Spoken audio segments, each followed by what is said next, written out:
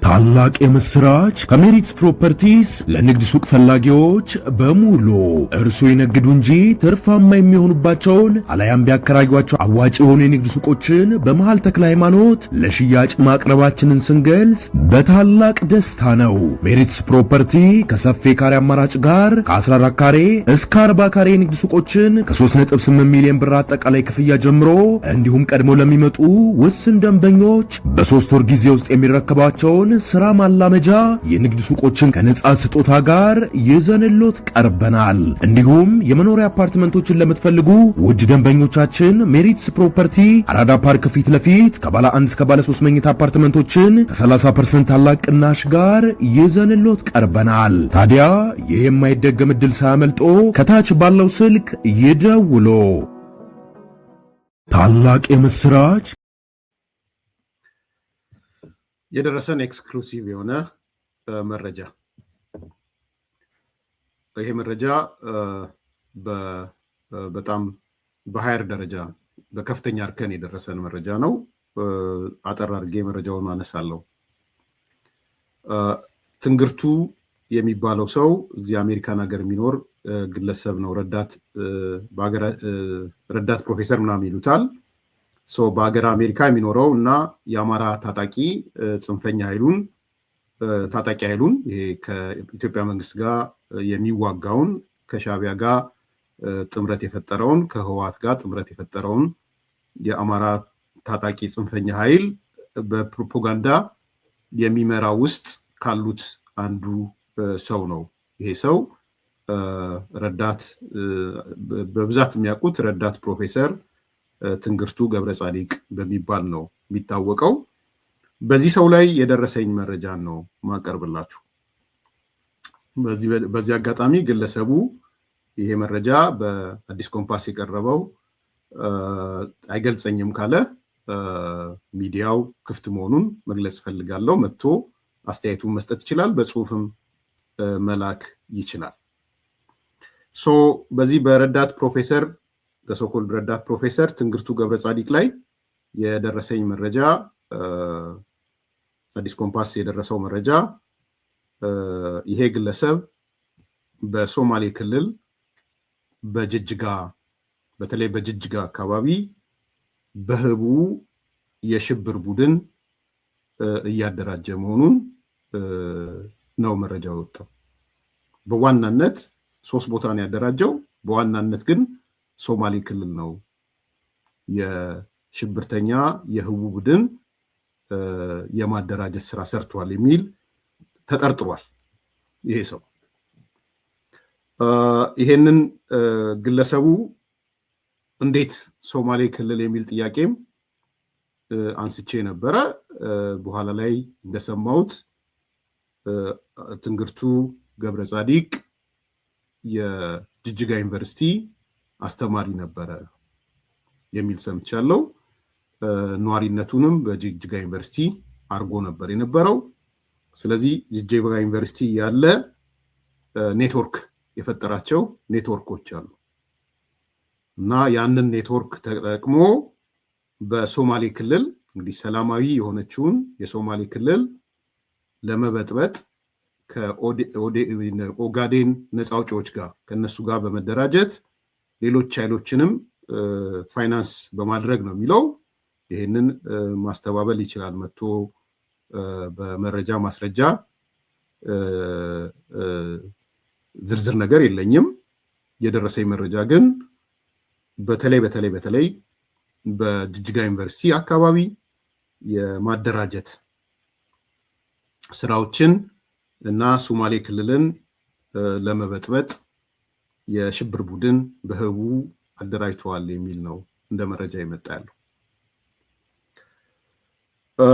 በሶማሌ ክልል ብቻ ሳይሆን በአማራ ክልልም ከዚህ ከቅኝ ውስጥ አርበኛ ከሚባለውም ጋር ይሄ የአማራው ጽንፈኛ ኃይል የሚዲያው ክፍል እንደመሆኑ መጠን ከሱ ጋርም ግንኙነቶች አሉ፣ በአዲስ አበባም ግንኙነቶች አሉ የሚል ነው።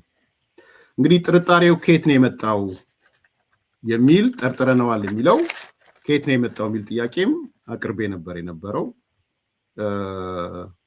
ሁለት ሶስት ነገሮች ከመረጃዎቹ ያሳያሉ። እንዳልኩት መልስ መስጠት ይችላል አቶ ትንግርቱ። አንዱ ሰሞኑን በፌዴራል መንግስት የብሔራዊ መረጃና ደህንነት በቁጥጥር ስር የዋሉት ሰዎች የሰጡት መረጃ ነው አንደኛው እና በእጃቸው የተገኘ ዶክመንት ነው። ምናልባት ለወደፊት በመንግስት ደረጃም ይፋ ሊያደርጉት ይችሉ ይሆናል። ሰሞኑን እንደምታስታውሱት የኢትዮጵያ የብሔራዊ መረጃና ደህንነት ክፍል ወደ 138 ሰዎች በሽብር ጠርጥሬ በቁጥጥር ስር አውያለሁ ብሏል እና ከነዚህ ካዋላቸው ሰዎች አንዱ የተገኘው ዶክመንት ከዚህ ሰው ነው የሚል ነው፣ ወይም ምስክርነት የሰጡት ከዚህ ጋር የተሳሰረ መሆኑ። ያው አንዳንዶቹ ደስ ሊላችሁ ይችላል። አንበረበራችሁ ምናምን ይላሉ። አሁን ጥሩ ነው ማንበርበር ከቻለ፣ በዚህ መልኩ ሰዎችን ማንበርበር ከቻለ ጥሩ ነው ማለት ነው። የግለሰቡን ህይወት ወዴት ይሄዳል እናንተ ጉዳያችሁ አይደለም። ይሄ እንግዲህ ምናልባት ዜናውን የምታስታውሱት ከሆነ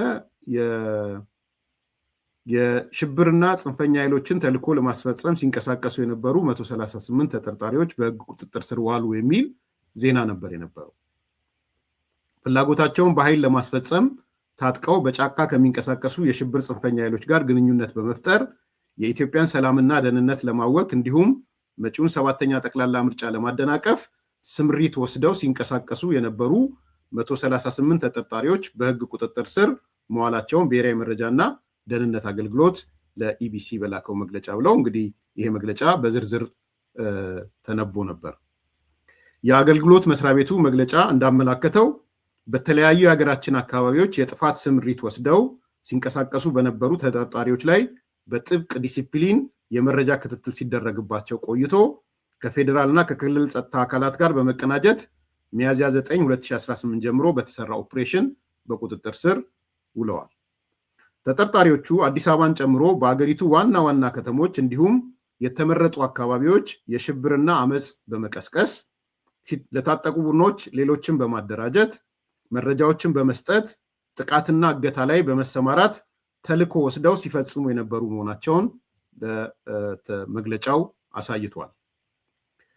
ለሽብርና ጽንፈኛ ቡድኖቹ ገንዘብ፣ ስንቅ፣ ወታደራዊ አልባሳት፣ መገናኛ ሬዲዮዎች፣ የስልክ ቀፎችና ሲም ካርዶችን፣ ጦር መሳሪያዎችና ተተኳሾችን በአጠቃላይ ሎጂስቲክስ ሲሰባሰቡና ሲያቀርቡ እንደነበረ እንዲሁም በተመረጡ ከተሞችና ቀበሌዎች የምርጫ ቅስቀሳዎችን ለማደናቀፍ ብሔርና ሃይማኖት ተኮር ግጭቶችን ጨምሮ ለመቀስቀስ ስምሪት የወሰዱ መሆናቸውን ያመላክታል ይላል። ከተጠርጣሪዎቹ መካከል የተወሰኑት አልሻባብና አይኤስአይኤስ የተባሉት የዓለም አቀፍ አሸባሪዎች ጋር ትስስር በመፍጠር በሶማሊያ የሽብር ስልጠና የወሰዱ መሆናቸው በመረጃ ስምሪቱ ተረጋግጧል። እንግዲህ አንዱ ቅድም ያልኳችሁ በእነዚህ በብሔራዊ መረጃ ደህንነት በተለይ ሶማሌ ክልል ከአልሻባብ ከመጡት ውስጥ አንዱ የተያዙት እና በእጃቸው የተገኘው መረጃ ወይም የሰጡት መረጃ ይሄ ረዳት ፕሮፌሰር ትንግርቱ የሚባል ጋር አብረው እንደሚሰሩ አቅጣጫ እንደሰጣቸው የሚያሳይ ነው። የተጠረጠረው በዚህ ነው። ከተጠርጣሪዎቹ መካከል የተወሰኑት አልሻባብና አይኤስአይኤስ ከተባሉ ዓለም አቀፍ አሸባሪዎች ጋር ትስስር በመፍጠር በሶማሊያ የሽብር ስልጠና የወሰዱ መሆናቸውን በመረጃ ስምሪት ተረጋግጧል። በሀገራችን አንዳንድ አካባቢዎች በመንቀሳቀስ ለቡድኖቹ ሌሎችን በመመልመል ለሽብር ተግባር ሁኔታዎችን ሲያመቻቹ የነበሩ መሆናቸውም ሁኔታዎች ናቸው። በመግለጫውም የተጠቀሰ ነው። በተጨማሪም በኦፕሬሽኑ በቁጥጥር ስር ከዋሉት ተጠርጣሪዎች መካከል በህገወጥ የጦር መሳሪያ ዝውውር ላይ በመሰማራት ለሽብርና ለጽንፈኛ ቡድኖች ትጥቅና ተተኳሽ በማቅረብ የሀገራችን የጸጥታ ሁኔታ ለማባባስ ጥረት ሲያደርጉ የነበሩ ናቸው ይላል። ስለዚህ አንዱ መረጃ የተገኘው በፌዴራል መንግስት ቁጥጥር ስር በዋሉ አካላቶች የሰጡት መረጃ ነው። ሁለተኛ ሶማሌ ክልል ነው። ሶማሌ ክልል የዚህ ከተለይ ከጅጅጋ ዩኒቨርሲቲ ጋር ተያይዞ የረዳት ፕሮፌሰር የተባለው የፈጠረው ኔትወርኩን ተቆጣጥረውታል ወይም ኔትወርኩን ደርሰውበታል። ሶስተኛው ከጽንፈኛው ኃይል ጥለው የመጡ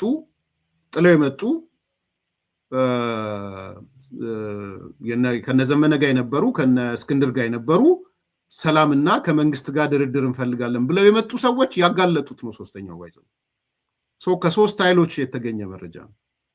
አንድ ከብሔራዊ መረጃና ደህንነት በቁጥጥር ስር ከዋሉት ሰዎች፣ ሁለተኛ ከሶማሌ ክልል የራሱ የሶማሌ ክልል በቁጥጥር ስር ከዋላቸው ሰዎች ሰሞኑን እንደውም ብጥብጥ ለመፍጠር ትንሽ እንቅስቃሴዎች እንደነበሩ ሰምተናል። ሶስተኛው ለሰላም ከመጡት አካላቶች ነው። በተለይ የዚህ የቀኝ ውስጥ አርበኛ ከሚባለው ጋር የተሳሰረ እንደነበረ የታየበት ነው። እንግዲህ ይህ ሰው በሽብርተኝነት ብቻ ሳይሆን በጄኖሳይድ የትግራይ ኃይሎች በጄኖሳይድ የሚከሱት ነው። እንደምታውቁት በዘር ማጥፋት ትርክት ውስጥ ያለና የነበረ ሰው ብለው ልክ አንድ የሆነ ሰው ሲሄድ ካምፔን አድርገውበት የነበረ ነው። አሁን ያደርጉበታል አያደርጉበትም አላውቅም። እንደምታስታውሱት ትግራይ የምትባል ስያሜዋ ራሱ ከኢትዮጵያ ዲክሽነሪ መውጣት አለበት። ይሄንን ናይጄሪያዎች አድርገውታል። ናይጄሪያዎች ይህን ስላደረጉ መንግስት ትግራይ የምትለውን ስያሜም ያጥፋት፣ ትግራይ የሚባል መኖር የለበት የሚል የተናገረ ሰው ነው። የምታውቁት ነው። ይሄ አደባባይ ንግግር ነው። ይሄ ናይጄሪያ ላይ ያሉትን ሰዎች እያነሳ ማለት ነው። ሁለተኛ የሆነ ቀን ይሰየምና ከተሰየመ በኋላ በየወረዳው በየምኑ የትግራይ ሰዎች እየወጡ ሐውልት አቁመው የኢትዮጵያን ሕዝብ ይቅርታ ይጠይቁ በየጊዜው ያለ ሰው ነው። ሁለተኛ እነዚህ ሁሉ እንደ እንትን ሊመዘዙ የሚችሉ ናቸው። ሶስተኛ ይሄ ሰው ትዝ ይላችሁ ከሆነ ያለው ነገር ለትግራይ ሕዝብ እንደ ሕዝብ ከዚህ በኋላ ቢላዋም መክተፊያ ውጪ ሌላ ነገር እንዳይሰጠው ብሏል። ትግራይ እንደ ክልል ስሟም ትግራይ የሚለውም ስም ይጥፋ። ናይጄሪያዎቹ ጋር ረሳሁት፣ ናይጄሪያ ጋር ያለው በዚህ ደረጃ ያለ ሰው ነው። ከዛ በኋላም እንደምታስታውሱት አሜሪካ ብታባረረን የኤርትራ መንግስት ፍቃደኛ ሆኗል ብሎ ወደ ኤርትራ መንግስት ለመሄድ የሄደ ነው። ሰሞኑን ምርጫው ላይ የሚሰራውን ሚዲያ ላይ አይታችኋል። ኔትወርኩ ደግሞ እኔ ሌትሊ ነው ያወቅኩት። የጅማ ዩኒቨርሲቲ የሶማሌ ክልል የጅጅጋ ዩኒቨርሲቲ መምህር መሆኑንም በቅርብ ነው ያወቅኩት። ስለዚህ እነዚህ ናቸው። ሌላው የቀኝ ውስጥ አርበኞችም የሰጡት መረጃ ነው። ስለዚህ ከነዚህ ተደማምሮ ይሄ ሰው በተለይ በዋናነት በሶማሌ ክልል ሊያደራጀው የነበረው ህቡ የሽብር ቡድን ተጠርጥሮ መያዙንና አንዳንድ ዶክመንቶች መያዛቸውን አረጋግጠዋል። ከተያዙት ዶክመንቶች መካከል አንዱ ዶክመንት በነ ወዲ ሻቢያ የተዘጋጀ ዶክመንት ነው። ዋይዘው ዶክመንቱ ደርሶኛል፣ ሌላ ጊዜ አነሳላችኋለሁ። እነ ወዲ ሻቢያ ታውቁታላችሁ፣ ስም መጥራት አልፈልግም። የህዝባዊ እምቢተኝነት የሚል ዶክመንት አዘጋጅተው ለሁሉ ሚዲያዎች ልከዋል። ወደ 20 ገጽ አካባቢ የሚደርስ የህዝባዊ እምቢተኝነት ሰነድ ብለው ሻቢያ ያዘጋጀውን እነ ወዲ ሻቢያ ለሁሉም ዲስትሪቢዩት አድርገዋል። እሱ ነው አንዱ የተያዘው ዶክመንት እሱ ነው። በነገራችን ላይ ህዝባዊ እምቢተኝነት ምንድን ነው የሚል እነ ወዲ ሻቢያን ያዘጋጀው በወዲ ሻቢያ በኩል ለሁሉም ተሰራይቶ እነዚህ ሰዎች እጅ ስር ተይዟል። ቅድም ያልኳችሁ በቁጥጥር ስር ከወደቁት ውስጥ አንዱ የተገኘባቸው ዶክመንት እሱ ዶክመንት ነው። ዶክመንቱ እኔ እጄ ላይ ደርሷል። ሌላ ጊዜ በዝርዝር አነሳላችኋለሁ። ኤኒዌይስ ባለቤቱ ሻቢያ ነው፣ ሻቢያ ያዘጋጀው ነው። በነወዲ ሻቢያ በኩል የተላለፈ ነው። አይ ቲንክ ሌሎቹም አካላቶች የሚያስተላልፉት እንደሆነ ነው እና ወደ 20 ገጽ አካባቢ ነው። ህዝባዊ እምቢተኝነት ምንድን ነው የሚል የህዝባዊ እምቢተኝነትን ንድፈ ሀሳብ የሚል ስኬቶች፣ ኢትዮጵያ ውስጥ ህዝባዊ እምቢተኝነት ብናቀጣጥል ምን ስኬት እናገኛለን የሚል ምን አይነት ዘዴ እንጠቀም የሚል ህዝባዊ እምቢተኝነቱን ለማቀጣጠል በሃይማኖት ደረጃ ምን እንስራ፣ በብሔር ደረጃ ምን እንስራ።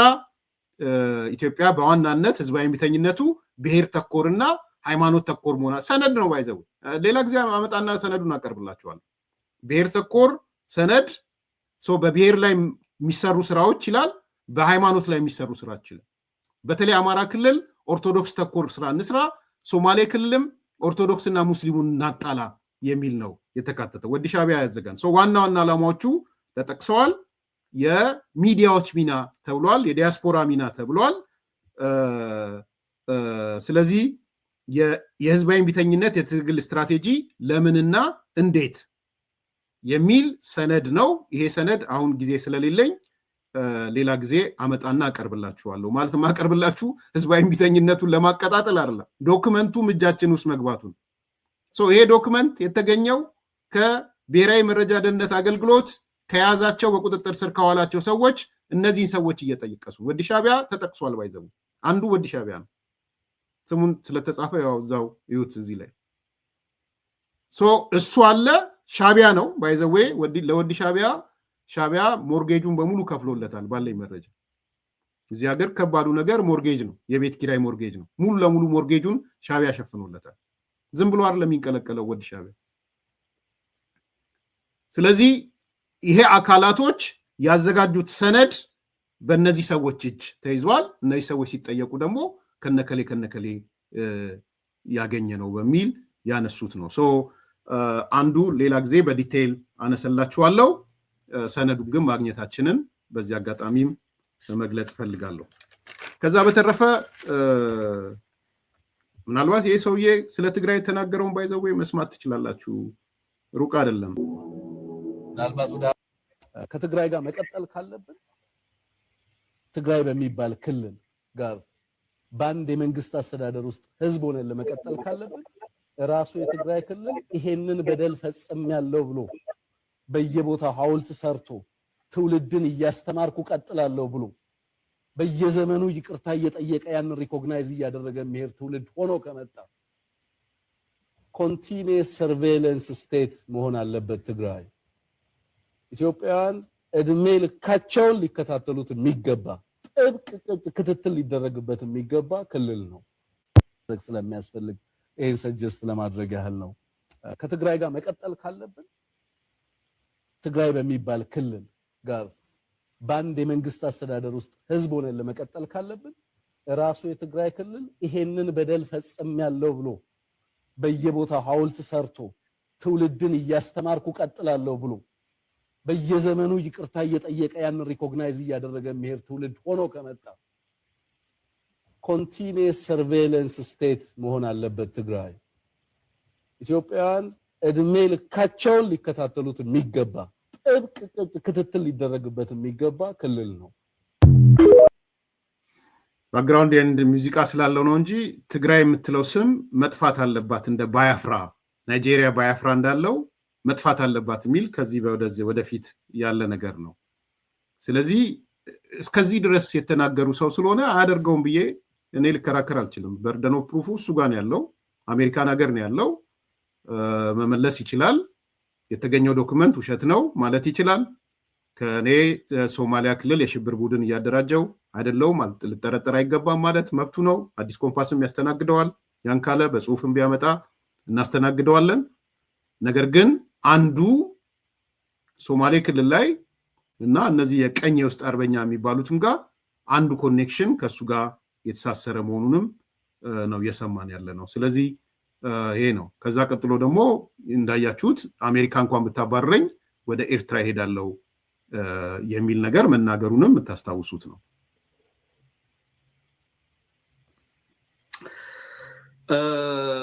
ከሰበር ዜናው ሊጀምር ሰበር ዜና የኤርትራ ሚዲያዎች ከዛ በፊት መጀመሪያ ማነሳላችሁ ምንድነው ቴምፖራሪ ፕሮቴክሽን ስታተስን በተመለከተ ብዙ አስቂ ነገር ነው ከብልጽግና እየሰማን ያለ ነው የዚህ የቴምፖራሪ ፕሮቴክሽን ስታተስ መነሳትን ተከትሎ ብልጽግና በስፋት አማራዎች ተላልፈው ሊሰጡኝ ነው እያለ ፕሮፓጋንዳ እየሰራ ነው ያለው እንደውም በጣም አስቂ ቪዲዮዎች ሁላ ሲደርሱኝ ነበር ዛሬ ሻንጣቸውን ተሸክመው ምናምን እናቶ ገዱ ኢንጂነር ይልቃል እኔን ጨምሮ እነ መዓዛ እንደዛ እያደረጉ ሲያሳዩ ነበር የነበሩት ለምን አማራዎቹን ብቻ መርጦ እንደሚያሳዩ አልገባኝም ኤኒዌይ ቴምፖራሪ ፕሮቴክሽን ላይ ያሉ እና በሌሎች አይነት ስታተሶች በጣም በርካታ አይነት ስታተስ ነው ያለው እዚህ ሀገር።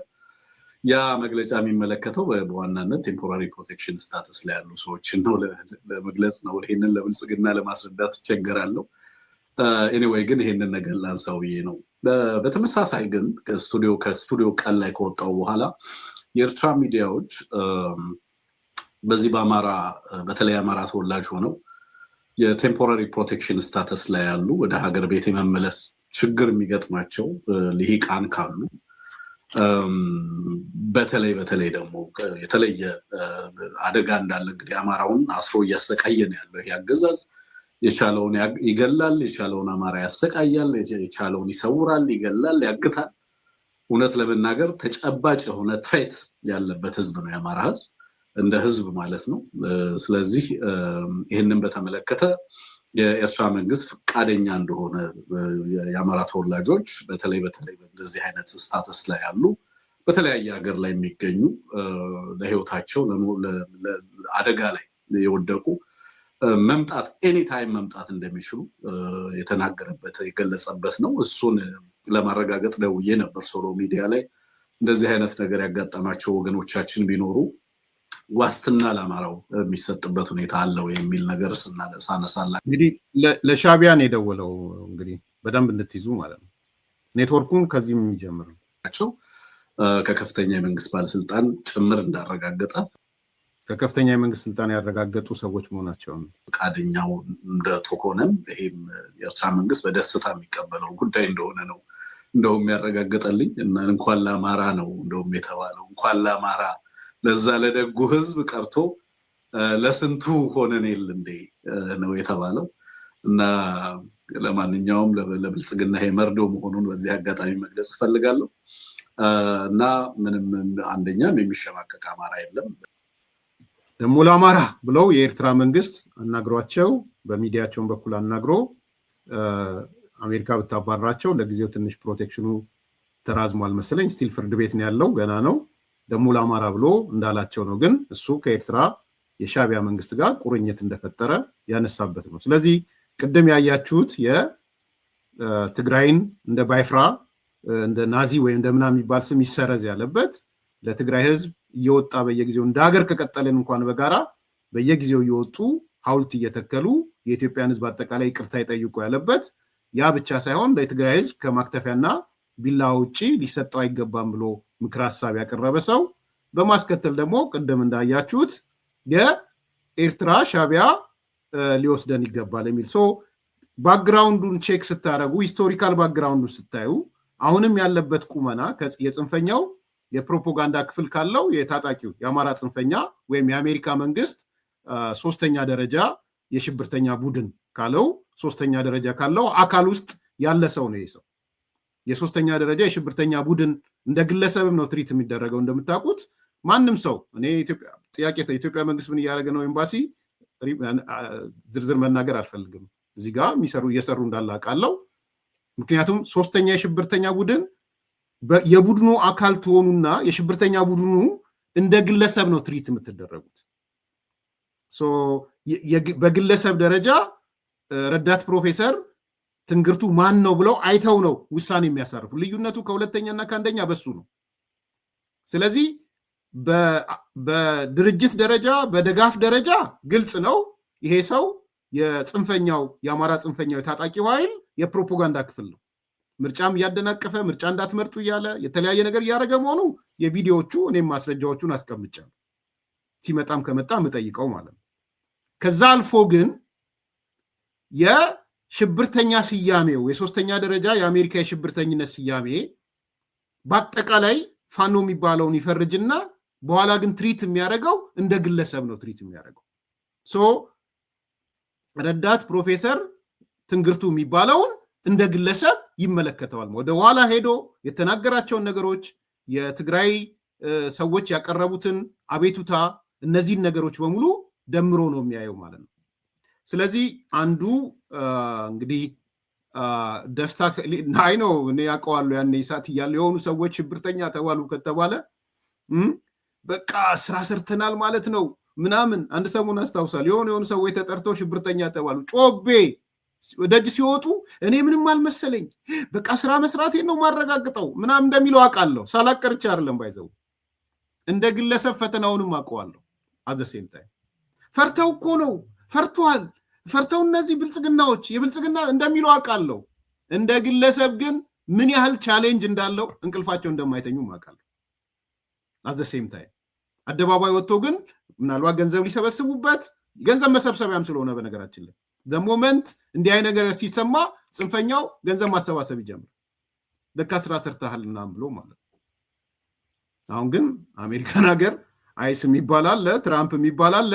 እኔ ኤምባሲው ምን ይሰራ እሱ የኤምባሲው ስራ ነው። እዚህ አስተያየትም ልሰጥ አልፈልግምም። አይ ቲንክ የሚሰሩትን ስራም ይሰራሉ ብዬ ማስባለው አውቃለሁ በተወሰነ መልኩ።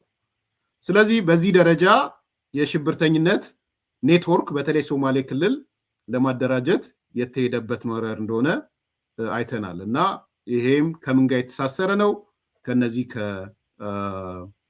ከቀኝ ውስጥ አርበኛ ጋም የተያያዘ መሆኑን አንዳንድ መረጃዎች ወጥተዋል። ሰሞኑን እነዚህ ቀኝ ውስጥ አርበኛ ወጥተውም የተናገሩት ነገር አለ።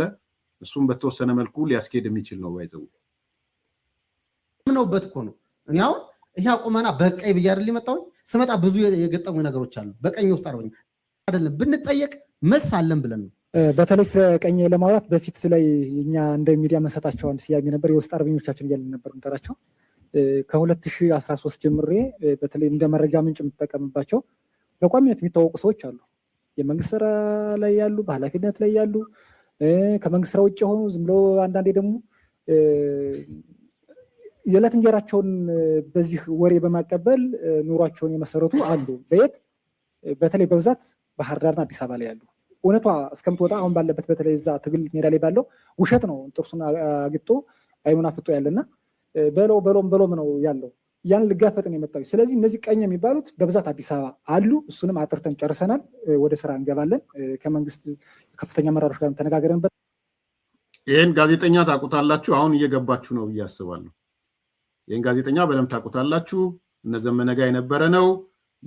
የእነዚህ መዓዛ የምታስተባብረው ሚዲያ ውስጥ ኮኦርዲኔት ከሚያደርጉት ሰዎች አንዱ ነበረ። 12ቱ ሚዲያዎች ውስጥ ጥሩ ገንዘብ ከዚህ ከዶላር እየተላከለት የሚከፍል ነበር። እያንዳንዷን ዝርዝር ከማጋ ይገናኛል የሚለውን መረጃውን ለመንግስት ሰጥቷል። ከባዶ አይደለም እየመጣ ያለው፣ እንድታዩ ስለፈለግኩ ነው።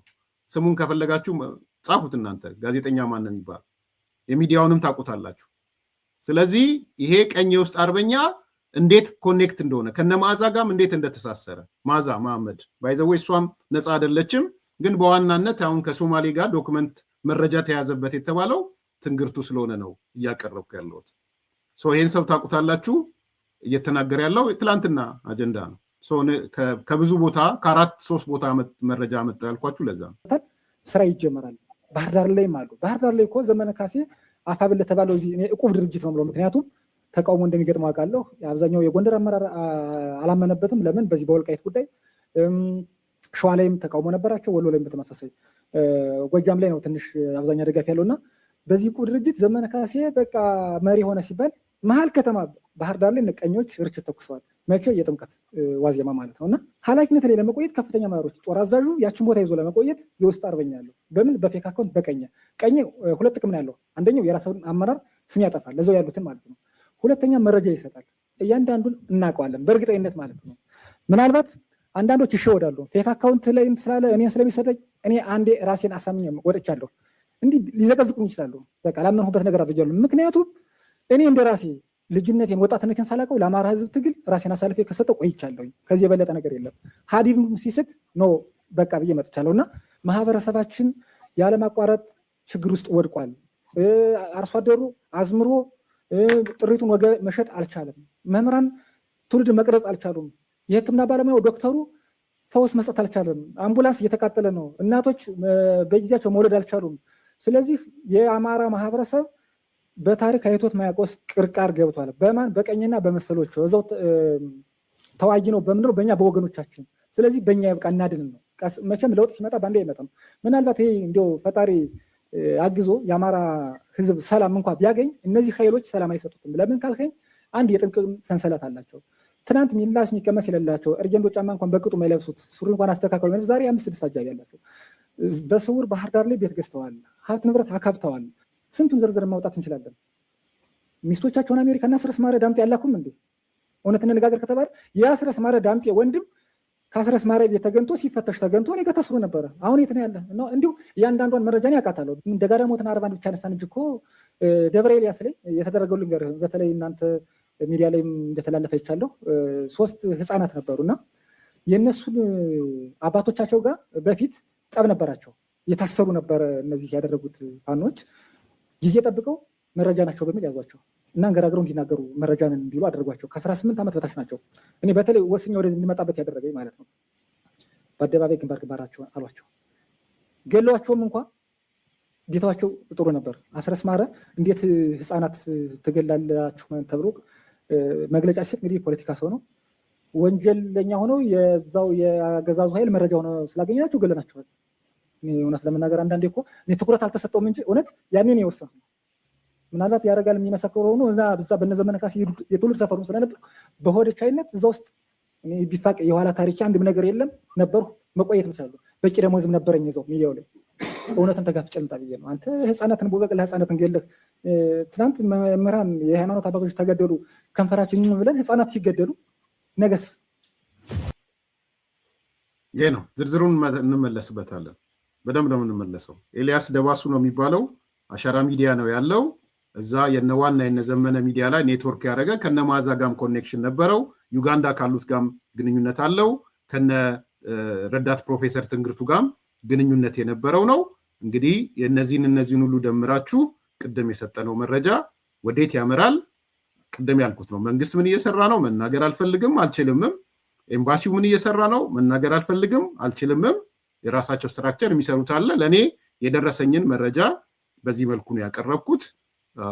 ምን እንደሚሆን በቀጣይ እናያለን። ላይክ አርጉ፣ ሰብስክራይብ አርጉ፣ ሼር አርጉ። መልካም ቀን።